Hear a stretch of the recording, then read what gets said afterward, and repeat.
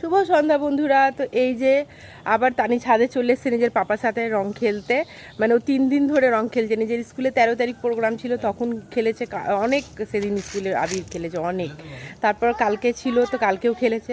আজকে আবার ও নিজের পাপাকে সকাল থেকে ফোন করে করে অফিসে জ্বালাচ্ছে, বাবা বাড়িতে আসো, রং খেলবো রং খেলবো। মানে ওই যে ওর হচ্ছে ওই বেলুনগুলো ভরবে জলে, মানে জলে আবিরগুলো ঘুলে দেবে ওর বাবা, ও বেলুন ভরবে, ও রঙগুলো আবার এই দিকে গাছে ফেলবে, তারপর ওর মন ভরবে। মানে এইটা হচ্ছে তানির সব থেকে ফেভারেট হোলির মানে খেলার মধ্যে এইটা। তানি এটা খুবই পছন্দ করে, নিজের পাপার সাথে বসে বসে এইখানে।